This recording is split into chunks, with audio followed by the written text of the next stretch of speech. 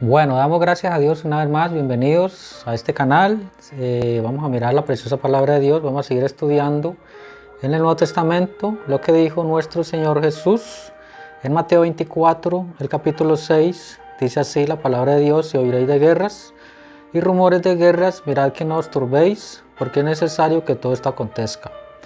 Pero aún no es el fin, porque se levantará nación contra nación y reino contra reino, y habrá pestes y hambres y terremotos en diferentes lugares, y todo esto será principio de dolores. Entonces vemos aquí la preciosa palabra de Dios, nuestro Señor Jesús advirtiendo todas estas cosas que vendrían para estos tiempos finales. Entonces aquí está hablando acerca de que se levantaría nación contra nación. Entonces está hablando de que habrían guerras. Entonces vemos aquí las guerras,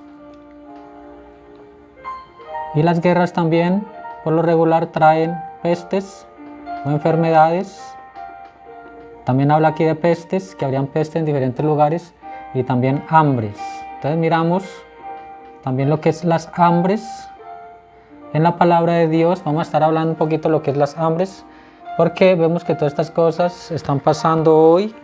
Miramos lo que está pasando, la situación que está pasando por causa del COVID-19, la crisis que se está creando. Vemos la guerra que hay, parece ser que es guerra viral, guerra comercial por el poder, la nación levantándose, nación contra nación, pero el Señor Jesús dice que esto sería principio solamente de dolores, que aún no sería el fin. Entonces vamos a ver un poco en las escrituras lo que son las hambres, porque en la escritura nos narra mucho lo que son las hambres.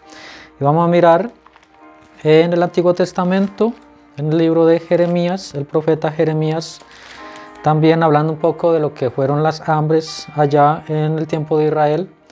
Y dice, Jeremías 11:14, dice: tú pues no ores por este pueblo, no levantes por ellos clamor ni oración, porque yo no oiré en el día de su aflicción,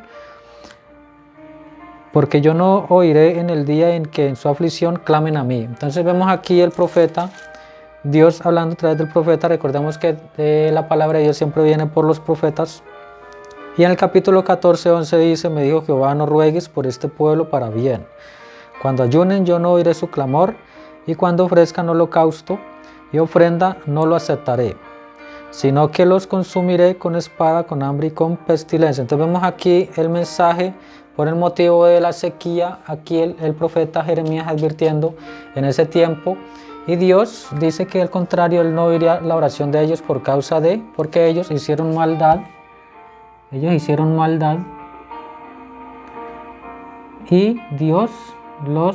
finalmente ellos fueron a la cautividad. Entonces fueron la cautividad allá en Babilonia, cuando estuvieron 70 años.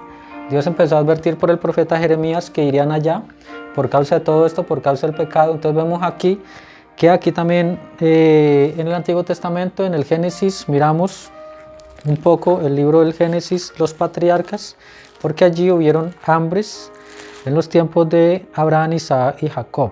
Entonces vemos aquí Génesis capítulo 12, el verso 10 dice: hubo entonces hambre en la tierra, y descendió Abraham a Egipto para morar allá, porque era grande el hambre en la tierra. Entonces vemos aquí que era grande el hambre. A Abraham le tuvo que descender a Egipto, igual a Isaac también le tuvo que ir a Gerar, también por causa de hambre, y Jacob también fue a Egipto. Entonces miramos lo que nos narra la escritura de Jacob, porque finalmente Jacob le tuvo que descender a Egipto con todas las tribus. Allí es cuando vemos la esclavitud de los israelitas cuando descendieron a Egipto, pero de antemano Dios permitió que José fuera vendido por sus hermanos allá, porque había un propósito, y el propósito era porque Dios iba a cuidar de su pueblo, porque iba a haber mucha hambre. Entonces vemos allí Génesis 46:2 dice: y habló Dios a Israel en visiones de noche y dijo: Jacob, Jacob. Y él respondió: heme aquí. Y dijo: yo soy Dios, el Dios de tu padre, no temas de descender a Egipto, porque allí yo haré de ti una gran nación. Entonces vemos que Dios estaba aún con Jacob en tiempos de hambre, ¿no? Porque era tiempo de hambres. Y aquí en Génesis 41, 29, José interpretándole los sueños al faraón, porque aquí la escritura vemos el faraón cómo lo afligían los sueños. Y dice aquí, Génesis 41, 29, he aquí vienen 7 años de gran abundancia en toda la tierra de Egipto, y tras ellos seguirán 7 años de hambre, y toda la abundancia será olvidada en la tierra de Egipto, y el hambre consumirá la tierra. Entonces vemos aquí las escrituras, José interpretándole el sueño al faraón. Entonces vemos acá el sueño del faraón, y José vino a interpretarle el sueño al faraón, y la interpretación era que estas las 7 vacas flacas representaban 7 años de abundancia y 7 años de escasez. Entonces vemos allí los 14 años, ¿sí?, en donde José finalmente se le delegó como administrador para cuidar de almacenar el trigo allá en Egipto para poder hacerle frente a este tiempo de 7 años de crisis de hambre que iba a haber. Finalmente vemos de que allá todos tuvieron que vender todos, propiedades, todo lo vendieron y lo trajeron a los pies de José, que finalmente Faraón fue el dueño absoluto de todo esto por causa de que hubo hambre. ¿Sí? Entonces vemos las crisis mundiales hoy porque todas estas cosas representan lo que está por venir. Entonces vemos allí lo importante que son las escrituras, como Dios de antemano nos pone las escrituras y de antemano Él nos advierte y también cuida de su pueblo. Entonces vemos aquí en el libro de Ruth, capítulo 1 dice, aconteció en los días que gobernaban los jueces que hubo hambre en la tierra, y un varón de Belén de Judá fue a morar en los campos de Moab, él y su mujer y los dos hijos suyos. Entonces vemos allí a Elimelech, que era de Belén, junto con Noemí, y ellos por causa de hambre les tocó que ir a otra tierra, que fue la tierra de Moab, y allí vemos pues la historia con Ruth la Moabita, porque finalmente el esposo de Noemí muere, y sus 2 hijos también mueren, y entonces ellas quedan viudas. Tanto Ruth, que era la esposa de un hijo de ellos, y también Noemí. Entonces ellas quedan viudas. Vemos la historia de Ruth la Moabita. Miramos también allí en las escrituras que finalmente Noemí decide regresar a su tierra de Belén, y allí es donde vemos la historia de Booz. Entonces vemos a Booz que se enamora de Ruth. Entonces vemos allí a Ruth, la historia de Ruth y Booz, porque Booz redime a Ruth, ¿sí?, como pariente cercano. O sea, Booz era pariente redentor de Noemí y su familia. Entonces allí estaba Ruth para redimirla. Entonces finalmente él se enamora de ella y la redime, y esto representó también al Mesías Redentor, porque el Mesías Redentor, él vino también a redimir lo que se había perdido, ¿sí? Y Ruth también representa, miramos que en la Biblia una mujer representa una iglesia. Entonces vemos que Ruth representa la novia de Cristo en el Nuevo Testamento, la novia de Cristo. Recordemos que acá, de Jesús para acá, en el Nuevo Testamento, y en tiempo atrás es el Antiguo Testamento. Entonces miramos acá el Antiguo Testamento, ¿sí?, y Dios todo lo pone como sombra, tipo y sombra, para hacerlo adelante. Entonces vemos aquí que Dios siempre lidió con un pueblo en lo natural, que fue Israel, pero aquí lidia con un pueblo en lo espiritual, que es la iglesia de Cristo, ¿sí?, o el cuerpo de Cristo en la tierra. Entonces vemos la preciosa palabra de Dios, porque aquí hay tipos y sombras, hay representaciones, y aquí Él redime un pueblo dentro de los gentiles. ¿Qué representa Ruth? Que Ruth era una gentil. Entonces vemos aquí que ella fue una gentil, ¿sí?, vino a ser pariente con todo lo que allí dice la escritura en Ruth capítulo 1, el verso 15 dice, y Noemí dijo, he aquí, tu cuñada ha vuelto a su pueblo y a sus dioses, vuelve tú tras ella. Respondió Ruth, no me ruegues que te deje y me aparte de ti, porque a donde quiera que tú fueres, yo iré, y donde quiera que vivieres, viviré. Tu pueblo será mi pueblo y tu Dios mi Dios. Donde tú murieres, moriré yo, y allí seré sepultada, y así me haga Jehová y aún me añada, que solo la muerte hará separación entre nosotras. Entonces vemos que finalmente Ruth fue como una hija para Noemí, y vemos allí las descendencias, porque de aquí, de esta descendencia, viene el rey David y también viene el Mesías, ¿sí?, por la simiente natural. Vemos que Booz era hijo de Rahab, aquella mujer que también ayudó a los israelitas a entrar a la tierra prometida. De ahí vino el linaje y de allí vino el rey David. Entonces vemos allí lo precioso que es la escritura, porque vamos a seguir mirando también a Elías y la viuda. Entonces miramos en Lucas, el libro de Lucas, el capítulo 4, el Señor Jesús hablando de aquella viuda, porque dice así la escritura, el Señor Jesús hablando, y añadió: de cierto os digo que ningún profeta es acepto en su propia tierra. Y en verdad os digo que muchas viudas había en Israel en los días de Elías, cuando el cielo fue cerrado por 3 años y 6 meses, y hubo una gran hambre en toda la tierra. Pero a ninguna de ellas fue enviado Elías, sino a una mujer viuda en Sarepta de Sidón. Entonces vemos aquí también el Señor Jesús narrando que habían acerca de esta hambre que hubo en los tiempos de Elías, 3 años y medio. Entonces vemos acá que habían muchas viudas, pero Dios no envió al profeta a ninguna de estas viudas, porque vemos que nadie es profeta en su propia tierra. Entonces Elías finalmente vino acá a esta viuda, que era la viuda de Sarepta de Sidón. Entonces esta viuda también era una viuda gentil. Sí, para mirar un poco lo que son las viudas. Y vemos acá los acontecimientos con Elías y la viuda, porque allí Dios da la orden a aquella viuda, Dios mismo dio la orden. Entonces vemos acá que Dios mismo da la orden de sustentar al profeta, ¿sí?, de Dios, porque el profeta de Dios finalmente se le acaba el agua y entonces él tiene que partir acá a este lugar donde está la viuda, ¿sí?, porque Dios iba a hacer cosas sobrenaturales. Ya el agua se había agotado en el arroyo de Kerit, y él venía haciendo su misión de parte de Dios. Y miramos en el mensaje, están ciertos de Dios, que es muy importante, porque aquí está hablando el séptimo mensajero de la viuda, Elías y la viuda. Entonces dice aquí acerca de la viuda, dice: dijo la viuda, he orado.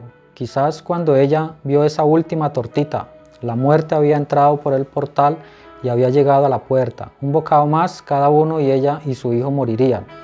Yo puedo verla toda la noche orando, esos vientos calientes soplando y la tierra agrietada y la gente llorando y gritando en las calles. Entonces vemos allí lo importante que es todo esto, porque la viuda finalmente tenía un poco de harina y un poco de aceite, ¿sí? Y Dios le da la orden a ella para ir a recoger estos leños. Y dice: ahora yo escucho una voz. Es un poco después del amanecer, una voz habla y dice: sal allá al patio y recoge 2 leños. ¿Notaron ustedes que la escritura dice 2 leños? La cruz. Ella tiene la harina y el aceite, pero ahora ella va a ser llamada para actuar con aquello, lo que usted tenga, la harina o aceite, cuando necesite, pero usted tiene que actuar un sacrificio propio. 2 leños en los tiempos antiguos nunca hallaron una mejor manera para hacer un fuego. Cuando usted toma un leño y lo pone a través de otro leño y lo enciende en el medio, usted empuja de ambos extremos. Los indios hacían su fuego, así hacían su fuego muchas veces a lo largo de toda la noche.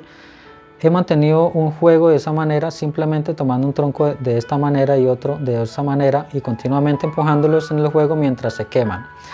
Aquellos 2 leños eran la cruz. 2 leños, dice la Biblia. La voz dijo: ve por el patio, recoge 2 leños. Al mismo tiempo, allá sobre el monte había una voz que vino tronando para el profeta y le dijo: ve a la ciudad, yo he ordenado. Vaya, ambos obedecieron, algo tiene que acontecer. Ambos están obedeciendo. Entonces vemos aquí lo importante que es la viuda y Elías, porque vemos aquí que los 2 leños representan la cruz. Entonces vemos acá la cruz de Jesús, vemos la cruz, la viuda con los 2 leños. También vemos la harina, porque la harina representó Cristo, la palabra. Entonces vemos aquí el aceite también representando el Espíritu Santo. Entonces vemos que cuando estas 2 cosas se mezclan, que producen el pan. Entonces vemos acá el pan vivo que descendió del cielo, que fue nuestro Señor y Salvador Jesucristo. Entonces vemos allí todas estas representaciones y vemos de que en los 2 leños, cuando se juntan, entonces ¿qué produce?